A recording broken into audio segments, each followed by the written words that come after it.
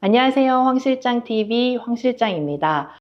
오늘 정말 모시기 힘든 분을 모셨는데요. 봉성동 생명과학 교육의 절대 기준, 광주에서 의대생들을 셀 수 없이 많이 배출해내신 그야말로 수험생과 학부모님들의 구원투수죠.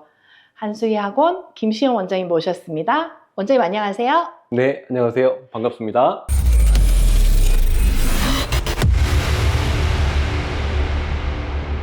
원장님 요즘 바뀐 교육과정 때문에 학부모님들 발등에 불이 떨어졌습니다.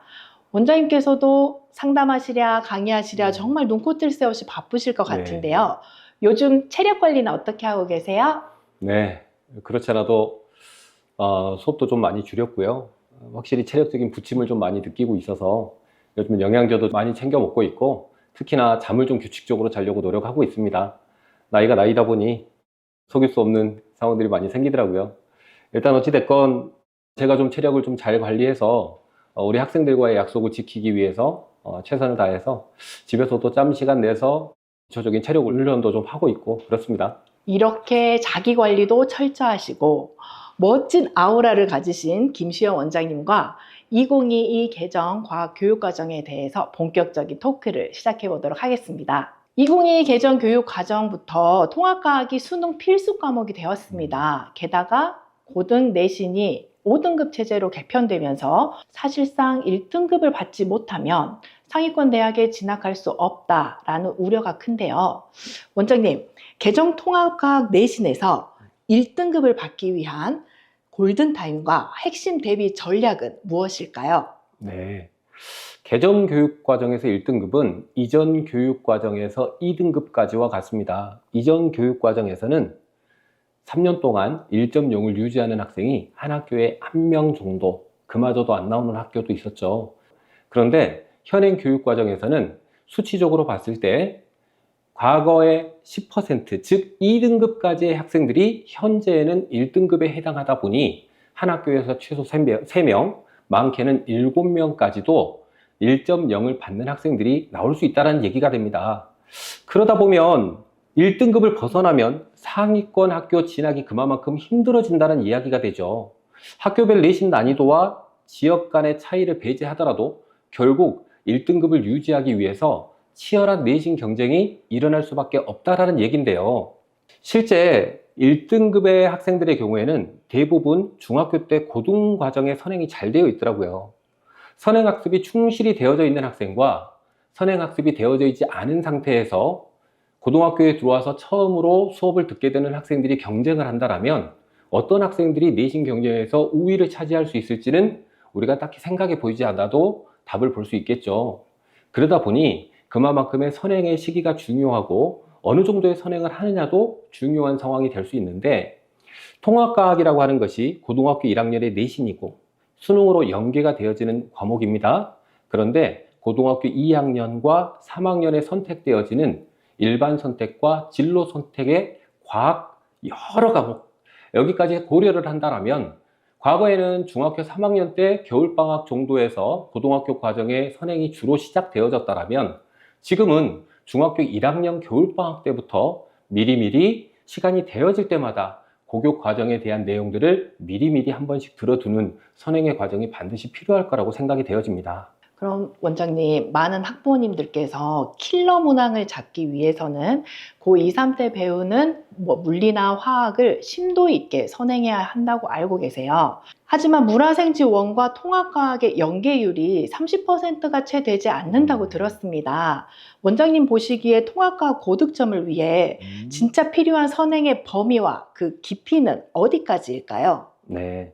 통합과학을 잘 보기 위해서 물화생지를 모두 보는 것에 대한 이야기인데요. 효율성의 측면을 좀 고려할 필요가 있을 것 같아요.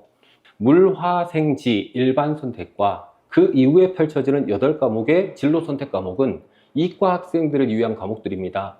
문과 학생들이라면 굳이 물화생지 중심으로 깊이 있게 내용을 들어가는 것보다는 통합과학 중심에서 한 번, 두 번, 세 번 정도 시간이 되어질 때마다 여러 번 반복 학습을 하는 것이 중요하겠고요. 이과 학생이라면 당연히 통합과학을 1회 수행한 다음에 그 다음에 일반 선택과 진로 선택까지 순차적으로 다양한 과목을 미리 선행해 보는 것이 더 좋다고 추천되어집니다. 물론 이때 전제가 깔리는 것이 하나가 있죠. 학생이 과학을 너무 어려워하거나 미리 듣고 있는 선행의 내용을 잘 이해하지 못하는 경우에는 너무 급하게 학부모의 욕심에 의해서 다음 과정을 밟아 나가기보다는 우리 아이가 정말 중학교의 과정을 먼저 잘 마무리했는지, 현재 시작되어진 공통과학 수업을 잘 이해하고 따라가고 있는지를 잘 살펴주실 필요가 있습니다. 잘못되어지는 경우에는 아이들이 오히려 과학을 너무 어려워, 나에게 과학은 안 맞는 것 같아, 이렇게 힘든 걸 내가 굳이 해야 돼? 하면서 과학을 멀리하고 놔버리는 경우를 볼 수 있기 때문에 어머님이나 학원 선생님들과 꼭 상담을 진행해 주시고 현재 아이가 어느 정도의 습득을 가지고 잘 따라오고 있는지 이런 것들을 꼭꼭 점검하면서 아이들의 선행학습을 유도해 주셨으면 좋겠습니다. 원장님, 그런데 학생들이 시간이 많이 부족하잖아요. 네네. 기존 물화생지 원 과목이 개정되면서 1년 과정이 아닌 한 학기 과정으로 바뀌었다고 들었습니다. 네네. 분량은 방대한데 기간이 절반으로 줄어 아이들의 학습 부담이 엄청날 것 같은데요. 원장님께서 생각하시는 이 속도전을 따라잡기 위해 중등 시기에 갖춰야 할 과학적 기초는 무엇일까요? 네. 개정 교육 과정에서 학습 내용은 과거에 비해 확실히 많아졌습니다. 한 학기로 줄인 만큼 각 과목의 분량과 깊이는 줄어들었지만 상대적으로 1년 동안 선택해야 되는 과목의 수가 너무 많다 보니까 오히려 아이들이 공부해야 될 전체 내용을 많이 늘었다고 보는 게 맞습니다. 이를 준비하는 첫 번째 과정은 중등 과정을 완벽하게 이해하고 고등학교 과정으로 넘어가는 것입니다. 앞에도 말씀드렸지만 아이가 잘 따라오고 있는지를 반드시 확인하고 중등 과정이 잘 해결되어졌는지, 중등 과정에서 필요한 내용들을 다 이해하고 고등 과정으로 넘어가 있는지를 반드시 체크해 줄 필요가 있습니다. 현재 2022 개정 일반 선택 과목의 시중 교재나 강의가 부족한 현실입니다. 부족하다 보니 급한 마음에 2015 교육과정 교재로 선행을 돌리는 경우가 많습니다. 오히려 안 나오는 걸 외우느라 시간 낭비할 수도 있다라는 우려도 큰데요. 우리 한수희 학원에서는 이 커리큘럼과 교재의 공백기를 어떻게 효율적으로 해결해 나가고 있으신지 조금 공개해 주실 수 있을까요? 네, 사실 저희 관도 걱정을 많이 했습니다. 교육 과정에 맞추어서 출판사에서 교재를 출간을 하다 보니 통합과학은 그나마 좀 빠른 시점에 출간이 되어졌지만 그 이후에 나오는 물화생지 일반 선택과 그 두 번째 단계의 진로 선택, 세 번째 단계의 진로 선택, 특히 이 세 번째 단계의 진로 선택은 아직 어떤 출판사에서도 교재가 나온 것이 없어요. 그러다 보니까 선행을 준비해 줘야 되는 선생님들 입장에서 교재도 없는데 수업을 어떻게 진행할 것이냐. 결국 하게 된다면 과거의 교재를 갖고 수업을 할 수밖에 없게 되는데, 과거의 교재는 현재의 교재들과 내용적인 유사성은 있지만 그 교육과정의 배치와 깊이가 확연하게 달라요. 그러다 보니까 효율성이 떨어지게 되죠. 그래서 저는 먼저 출간되어졌던 교과서를 가지고 아이들에게 수업을 진행했었습니다. 맨 처음 출간사에서 문제집이 나오기 전에 각 출판사별 교과서가 먼저 출간되었고, 저는 이제 그 교과서를 입수하여 교과서를 갖고 아이들하고 수업을 진행했었는데요. 하다 보니까 지금 현재 일반 선택과 진로 선택의 경우는 수능 과목이 아니라 내신 과목입니다. 그러다 보니 오히려 학교에서 사용하는 교과서를 가지고 그 교과서 깊이에 맞게 수업을 하는 것이 훨씬 더 효과적이라고 생각이 되어졌고, 필요한 문제들만 과거에 제가 아이들과 같이 공부했던 문제들 중에서 지금 현재 교육과정에 필요한 난이도의 문제를 발췌하여 수업 중에 진행하고 있습니다. 통합과학 점수가 안정적인 학생과 통합과학을 어려워하는 학생의 출발점은 당연히 달라야 할 텐데요. 우리 아이가 고2 일반 선택 과목을 시작해도 되는지, 아니면 통합과학을 처음부터 다시 다져야 하는지 학부모님께서 집에서 객관적으로 판단할 수 있는 그런 원장님만의 진단 기준이 있을까요? 네, 통합과학은 일반 선택과 진로 선택 과목에 비해서 상대적으로 난이도가 낮습니다. 통합과학 선행할 때 학생이 수업을 잘 따라가고 있다면 1회 선행 후에 일반 선택 과목으로 바로 넘어가는 게 좋을 것 같고요. 통합과학 수업이 어렵다라고 느낀다면 중등 과정이 잘 진행되어졌는지 다시 한번 점검해 볼 필요가 있겠죠. 그런데 그 통합과학을 잘 따라가고 있는지는 누가 판단해야 될까요? 엄마가 아니죠. 학생 스스로도 아닐 거예요. 그래서 어머니께서 학생의 수업을 담당하고 있는 선생님과 정기적으로 꼭 상담을 한번 해주시고 아이가 수업을 잘 이해하고 따라가고 있다라면 우리가 앞서서 질문했던 것처럼 지금은 선행의 시기가 당겨질 수밖에 없고 여러 과목을 봐야 되니까 아이가 정상적으로 수업을 따라가고 있다면 바로 다음 단계, 다음 단계, 다음 단계로 꾸준히 진행하시면 될 것 같고요. 그리고 학원을 선택할 때도요. 한 반의 학생 수가 많으면 많을수록 학생과 선생님의 교감이 떨어지는 건 당연한 거고요.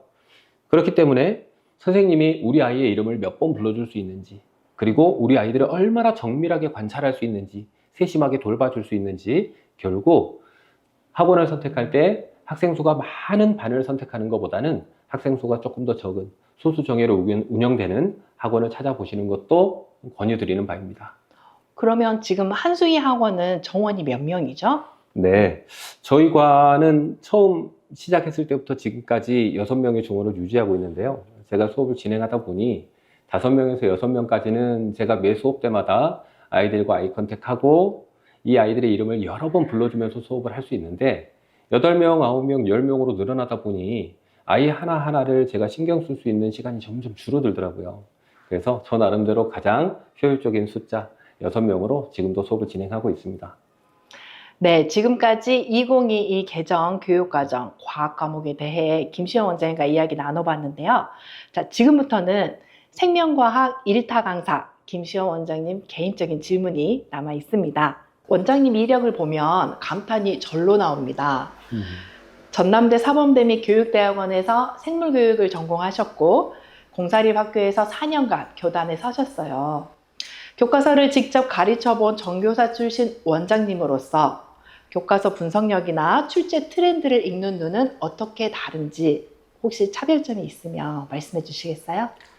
어려운 질문 하셨네요. 학교 내신의 경우 학교 담당 선생님마다 강조하시는 부분이 다릅니다.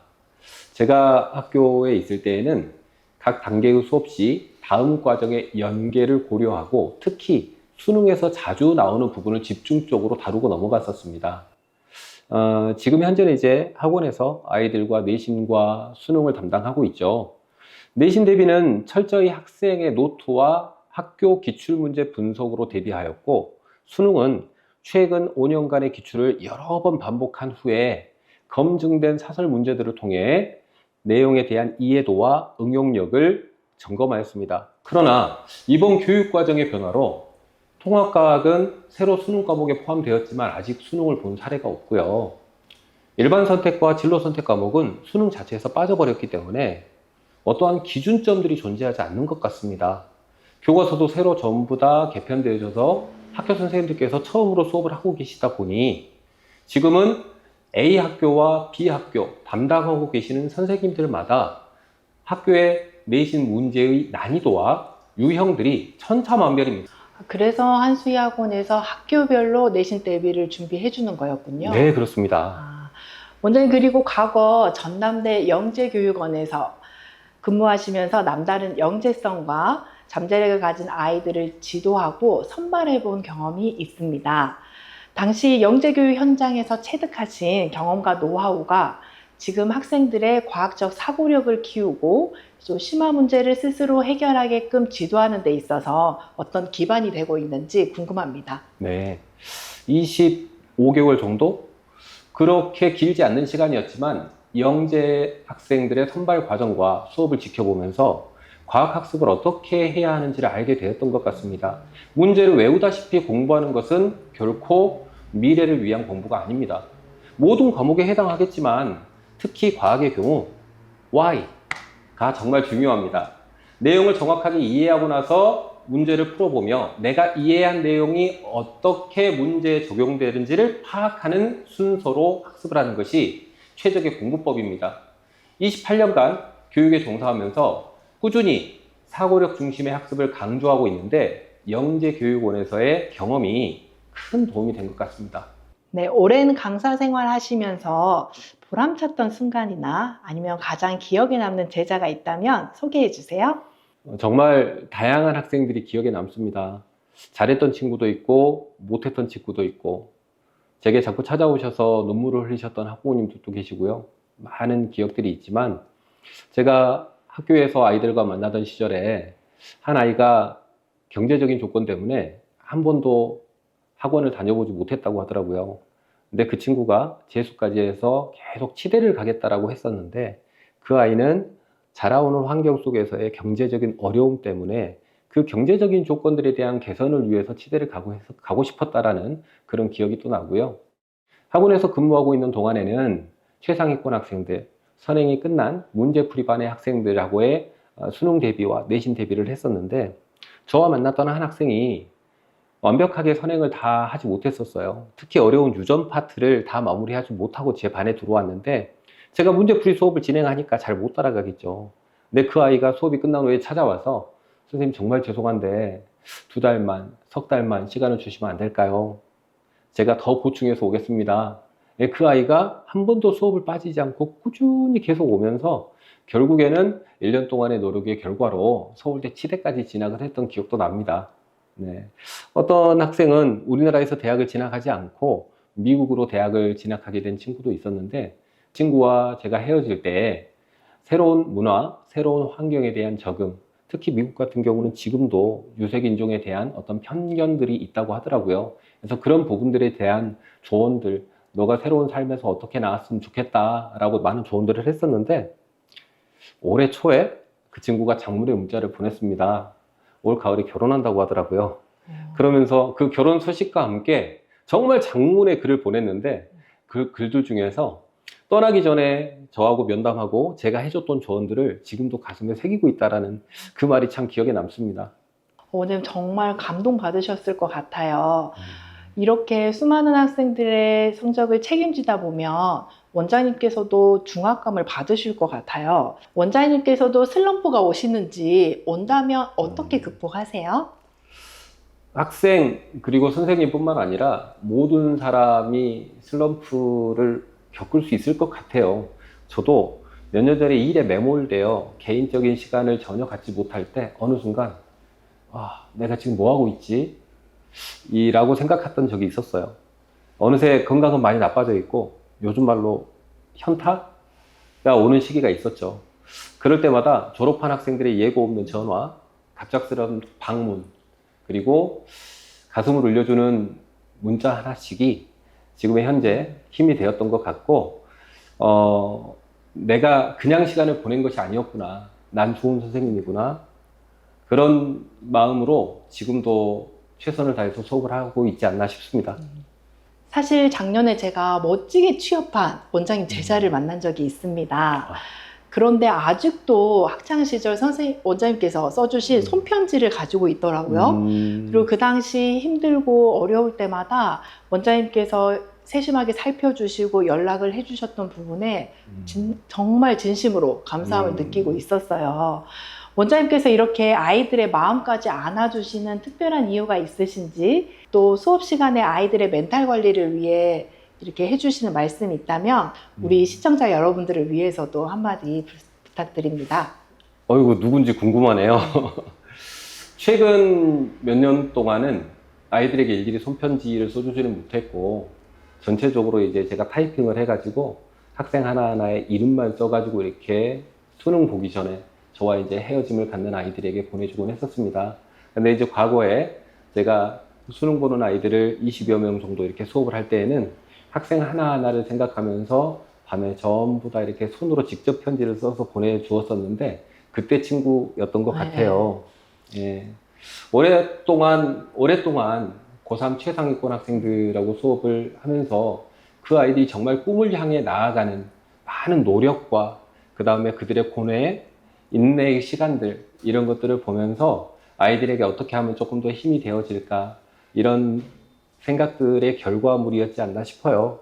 지금 현재도 열심히 공부하고 있는 아이들을 바라보면서 아이들에게 정말 해주고 싶은 말들이 참 많죠. 이제 지금 부모님들이나 어른들처럼 이미 오랜 시간들을 경험하고 살아오셨던 분들에게 보면 고3의 시기는 정말 쉬운 인생의 짧은 순간일 수 있어요. 저도 사실 그렇거든요. 제가 고3의 시기를 바라보면 제가 살아왔던 50여 년의 인생 중에서 정말 아무것도 아닌 너무 빠르게 지나가 버린, 그리고 그닥 힘들지 않았던 순간인데 지금 이제 19년을 살아온 아이들에게는 그들의 인생 중에 가장 힘든 시기가 현재인 것이 분명할 겁니다.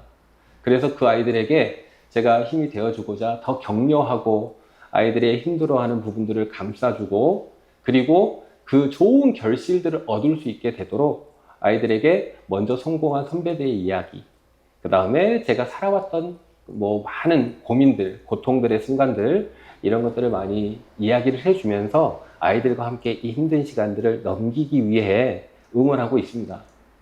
네, 쿨 사이언스 아카데미에서부터 한수희 교육에 계신 지금까지 수많은 학생들의 과학 성적을 책임져 오셨습니다. 교육 과정이 아무리 바뀌어도 변하지 않는 과학 교육의 본질은 무엇이며 현재 불안해하고 있는 학부모님들과 학생들을 위해서 과학 원장님으로서 마지막 한마디 부탁드립니다. 네, 과학 공부의 본질 말씀하셨죠. 과학을 잘하기 위해서는 일상에 관심이 많아야 합니다. 호기심이 없다면 과학은 그냥 외워야 하는 과목이 됩니다. 어린 자녀를 키울 때부터 아이의 왜 그래? 라는 질문을 절대 그냥 넘기지 마세요. 아이와 함께 고민하고 답을 찾아가는 과정 하나하나가 내 아이의 과학적 사고를 발전시킬 것입니다. 간혹 학부모님들하고 상담을 해보면 초등학교 5학년하고 6학년 때까지 과학학습을 비전공자인 엄마가 도와주는 경우가 많은데 이런 경우에 오히려 아이에게 오개념들을 많이 심어주는 경우가 생깁니다. 내 아이가 일상에서 질문이 많고 과학 분야에 흥미를 느낀다라면 조금 더 빨리 학원을 방문해 주실 것을 추천드립니다. 내 아이의 더 나은 과학 습관, 과학 학습, 과학에 대한 이해를 돕기 위해서 좀 더 빨리 좋은 선생님을 붙여주실 것을 추천드립니다. 네, 오늘 김시영 원장님과 나눴던 2022 개정 과학교육과정에 대한 내용 유익하셨나요? 오늘 이 자리에 참석해 주신 김시영 원장님께 진심으로 감사드리며 다음 이 시간에는 좀 더 유익한 내용으로 찾아뵙도록 하겠습니다. 황 실장 팁, 황 실장이었습니다. 감사합니다.